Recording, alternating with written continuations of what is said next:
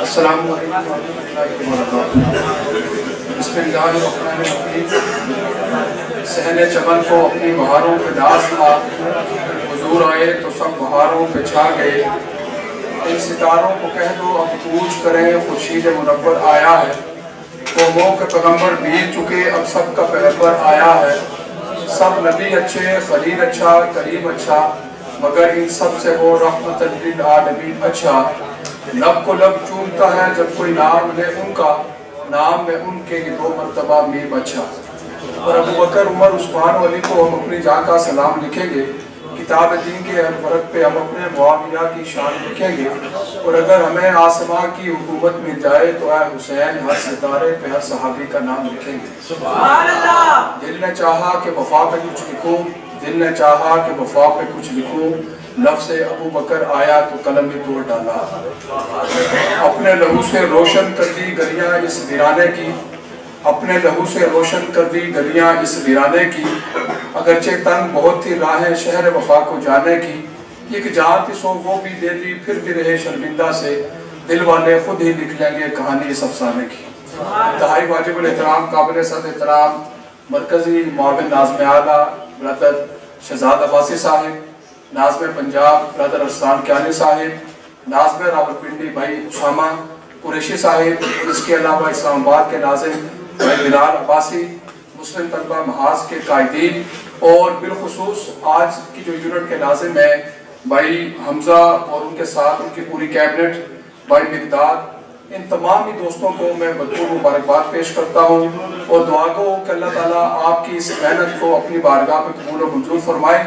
اور جس شخصیت کے اوپر آپ نے اس ہفتے سے آپ یہ محنت کر رہے ہیں، اللہ تعالیٰ سے دعا ہے کہ کل قیامت والے دن سیدنا ابو بکر صدیق رضی اللہ تعالیٰ عنہ آپ کی شفاعت کریں۔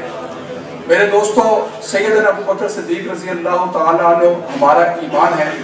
سیدنا ابو بکر صدیق رضی اللہ تعالیٰ عنہ وہ شخصیت ہیں جنہوں نے اسلام کے لیے اتنی قربانیاں دی ہیں کہ اللہ کے نبی صلی اللہ علیہ وسلم فرماتے ہیں کہ ابو بکر صدیق نے اس دین کے اوپر جو احسانات کیے ہیں وہ اتنے زیادہ ہیں کہ میں سب کا تو حق ادا کر سکا لیکن ابو بکر صدیق کا میں نہیں کر سکا۔ ابو بکر صدیق وہ شخصیت ہیں جنہوں نے اپنی جان، اپنی اولاد، اپنا مال سب کچھ اس اسلام کے لیے قربان کیا، جو قیامت تک آنے والوں کے لیے مشعل راہ ہے۔ سیدنا ابو بکر صدیق نے جس طریقے سے خلافت سنبھالی تھی اور جو ان کا پہلا خطبہ تھا وہ میں سمجھتا ہوں کہ قیامت تک آنے والوں کے لیے وہ ایک سند ہے کہ سیدنا ابو بکر صدیق رضی اللہ تعالیٰ عنہ نے جن مشکلات حالات کے اندر اس امت کو جو سہارا دیا تھا اس احسان کا بدلہ یہ امت کبھی نہیں چکا سکتی۔ سیدنا ابو بکر صدیق رضی اللہ تعالیٰ عنہ وہ شخصیت ہے کہ جن کے بارے میں نبی پاک صلی اللہ علیہ وسلم کی بہت ساری احادیث ایسی ہیں جو ملتی ہیں کہ آپ کو اپنی زبان مبارک سے آپ کو جنت کی بشارت دیتے ہیں۔ اللہ کے نبی صلی اللہ علیہ وسلم ایک دفعہ اپنے صحابہ کے اندر ذکر فرما رہے ہیں، معراج کا واقعہ ذکر کر رہے ہیں۔ معراج کے ذکر کرتے ہوئے اللہ کے نبی صلی اللہ علیہ وسلم نے فرمایا کہ جبرائیل نے میرا ہاتھ پکڑ کر مجھے وہ دروازہ دکھایا اور کہا کہ یہ وہ دروازہ ہے جس سے آپ کی امت اس جنت میں داخل ہوگی۔ سیدنا عمر بن خطاب رضی اللہ تعالیٰ عنہ عشق کے اندر بولے کہ یا رسول اللہ میری یہ خواہش ہے کہ میں آپ کے ساتھ وہ دروازہ دیکھ سکوں۔ اللہ کے نبی صلی اللہ علیہ وسلم مسکرائے اور کہا کہ ابو بکر صدیق اس امت میں سے سب سے پہلے اس دروازے سے جنت میں تم داخل ہو۔ اور یہ اللہ کے نبی کی بشارت آپ یہ سمجھیں کہ سیدنا ابو بکر صدیق کے لیے کیا حیثیت ہے کہ حضرت ابو بکر صدیق رضی اللہ تعالیٰ عنہ کے بارے میں آتا ہے کہ اللہ کے نبی صلی اللہ علیہ وسلم اپنے صحابہ کے ساتھ بیٹھے ہیں ایک مجلس کے اندر، آپ ان کو احادیث سنا رہے ہیں، صحابہ کرام بیٹھ کے آپ سے احادیث سن رہے ہیں۔ اسی دوران سیدنا علی رضی اللہ تعالیٰ عنہ تشریف لاتے ہیں اور وہاں پر جگہ نہیں بن رہی تھی بیٹھنے کی۔ سیدنا علی نے سلام کیا اور سلام کا جواب دیا۔ اللہ کے نبی صلی اللہ علیہ وسلم نے دیکھا کہ حضرت علی کو جگہ دی جائے تاکہ اس نشست کا حصہ وہ بھی بن جائے، تو اس کے بعد حضرت ابو بکر صدیق آپ کے دائیں طرف بیٹھے ہوتے، تو آپ نے حضرت علی رضی اللہ تعالیٰ عنہ کو مخاطب فرمایا اور کہا کہ اے ابو الحسن آپ یہاں پر تشریف لے آئے۔ اس وقت اپنے ساتھ حضرت علی کو جگہ دی اور جب یہ جگہ دی تو حضرت محمد رسول اللہ صلی اللہ علیہ وسلم کے چہرے کے اوپر مسکراہٹ آئی، آپ کے چہرے کے اوپر خوشی کے آثار نظر آئے، اور اس کے بعد جھک کر حضرت ابوبکر صدیق کے کان میں کہا کہ اے ابوبکر صدیق، باکمال جو لوگ ہوتے ہیں ان کا مرتبہ باکمال لوگ ہی جانتے ہیں۔ تو یہ اہل بیت کے ساتھ سیدنا ابوبکر صدیق رضی اللہ تعالی عنہ کی شان تھی۔ ایک اور جگہ جب حضرت ابوبکر صدیق رضی اللہ تعالی عنہ، حضرت بلال رضی اللہ تعالی عنہ ایک جگہ بیٹھے ہیں، وہاں نماز کا وقت ہو گیا، تو حضرت بلال رضی اللہ تعالی عنہ نے حضرت ابوبکر صدیق سے کہا کہ ابوبکر صدیق، نماز کا وقت ہو چکا ہے، میں اذان دیتا ہوں، اقامت دیتا ہوں، آپ جماعت کروا لیں، کیونکہ اللہ کے نبی صلی اللہ علیہ وسلم بیمار ہیں۔ تو آپ رضی اللہ تعالیٰ نے فرمایا کہ آپ اذان دیں۔ انہوں نے اذان دی، اقامت ہوئی، جماعت ہوئی۔ جماعت ہونے کے بعد جب صحابہ کرام باہر گئے، اللہ کے نبی صلی اللہ علیہ وسلم آگے، تو آپ صلی اللہ علیہ وسلم نے ان لوگوں کو، صحابہ کو دیکھ کے کہا کہ کیا تم لوگوں نے نماز ادا کر لی؟ تو صحابہ نے کہا یا رسول اللہ، ہم نے تو نماز ادا کر دی۔ فرمایا کہ امامت کس نے کروائی ہے؟ تو صحابہ نے کہا کہ سیدنا ابوبکر صدیق نے امامت کروائی ہے۔ تو اللہ کے نبی مسکرائے اور کہا کہ تم نے بہت اچھا کیا ہے، اور یہ جانو کہ جس امت کے اندر ابوبکر صدیق ہو، کسی کے لیے جائز نہیں ہے کہ وہ مصلی کے اوپر جائے۔ تو یہ حضرت ابوبکر صدیق رضی اللہ تعالی عنہ کو وہ بشارتیں ہیں، وہ چیزیں ہیں جو اللہ کے نبی کے دور کے اندر آپ کو دی گئی۔ سیدنا ابوبکر صدیق رضی اللہ تعالی عنہ کو ایمان کا جو واقعہ ابھی بھی مجھ سے قبل دوستوں نے بیان کیا کہ وہ ایک ایسا انقلابی قدم تھا حضرت ابوبکر صدیق کا کہ جو دنیا اس کی کوئی مثال پیش نہیں کر سکتی۔ سیدنا ابوبکر صدیق رضی اللہ تعالیٰ عنہ نے اللہ کے نبی کے نام پر جو مارے کھائی وہ بھی بے مثال ہیں، وہ قربانیاں بھی بے مثال ہیں کہ جب ایک دفعہ ابو جہل اور اس کے ساتھی اللہ کے نبی صلی اللہ علیہ وسلم کو چوک کے اندر مار رہے ہیں، اس دعوت کی وجہ سے اللہ کے نبی صلی اللہ علیہ وسلم کو نیچے گرایا، تو اس وقت ابوبکر صدیق کو جب پتہ چلتا ہے تو اللہ کے نبی صلی اللہ علیہ وسلم کے اس پاک جسم کے اوپر سیدنا ابوبکر صدیق لیٹ جاتے ہیں اور ساری کی ساری مار کھاتے ہیں، اتنی مار کھاتے ہیں کہ ابوبکر صدیق رضی اللہ تعالیٰ عنہ بے ہوش ہو جاتے ہیں۔ بے ہوشی کی حالت میں آپ کو گھر اٹھا کے لیے جاتے ہیں۔ آپ کا خاندان ایک وجاہت والا خاندان تھا، ایک پیسوں والا خاندان تھا، کاروباری خاندان تھا۔ وہ لوگ وہاں جمع ہو گئے کہ ہم اپنے اس بندے کا بدلہ لیں گے۔ آپ کی والدہ دودھ لے کے آپ کے پاس کھڑی ہے کہ ابوبکر ہوش میں آئے تو اس کو میں دودھ پیش کروں۔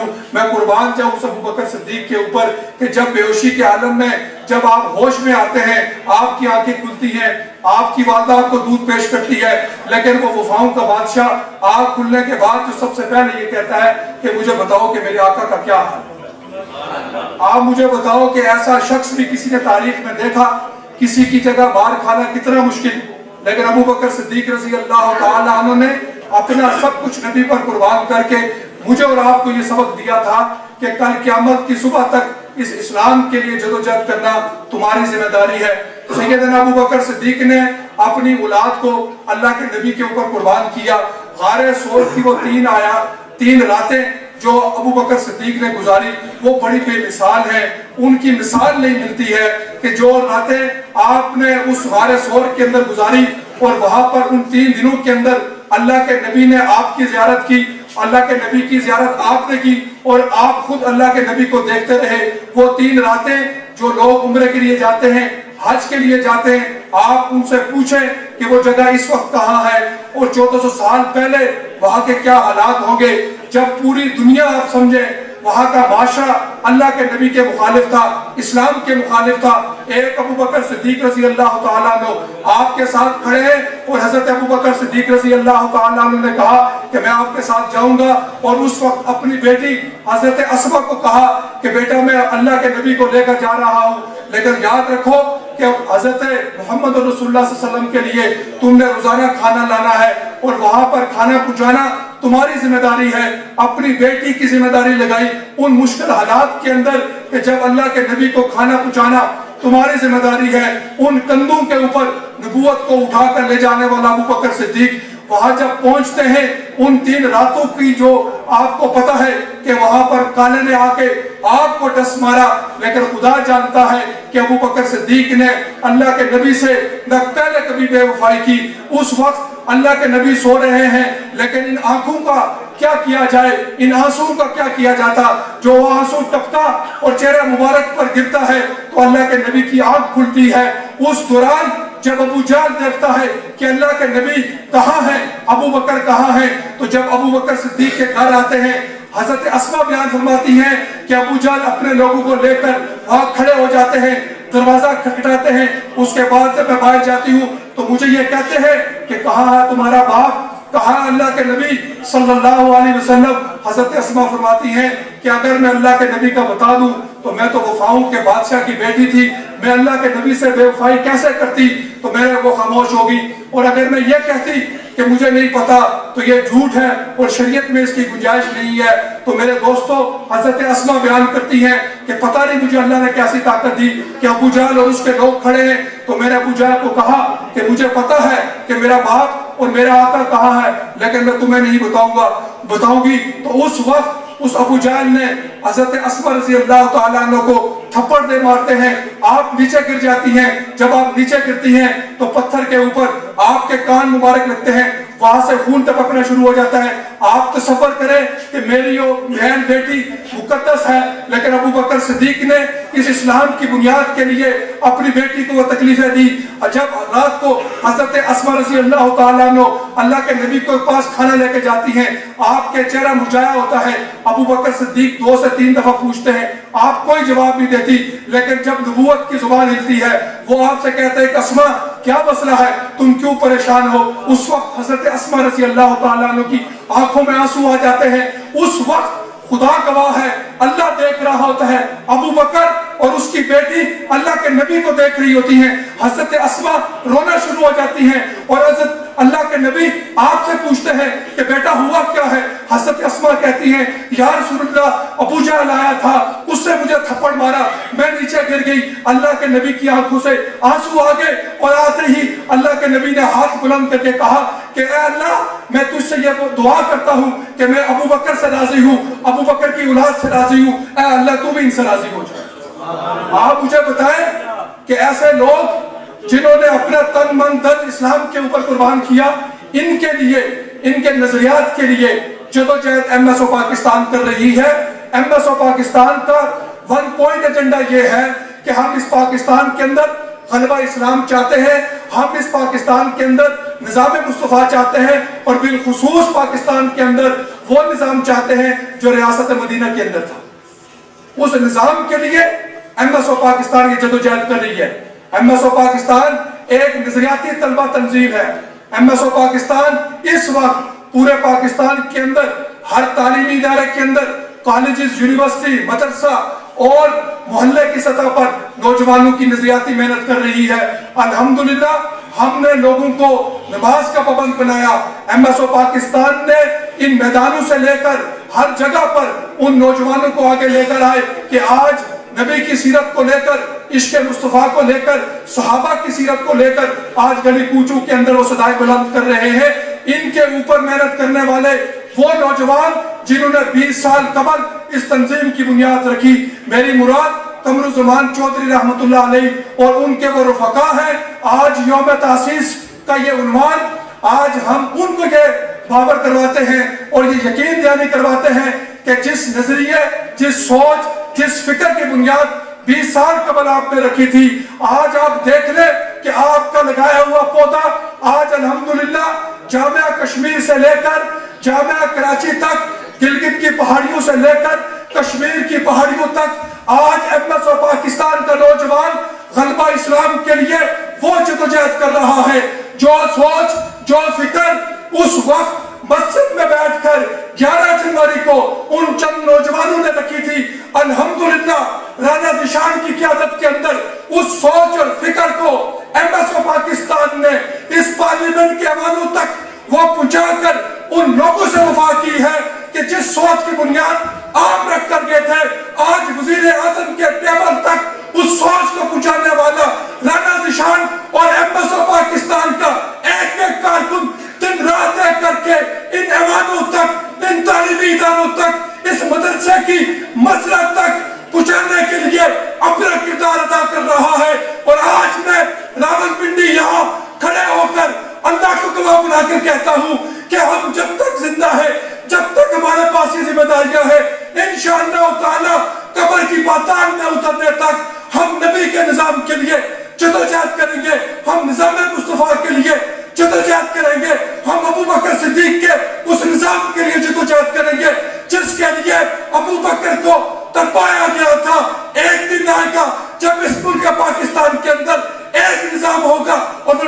मुस्तफ़ा होगा इंशाअल्लाह। इसके लिए आप जदोजहद करेंगे इंशाअल्लाह ताला, सारे दोस्त कोशिश करेंगे इंशाअल्लाह ताला, अपने यूनिट साजी को मजबूत करेंगे इंशाअल्लाह ताला।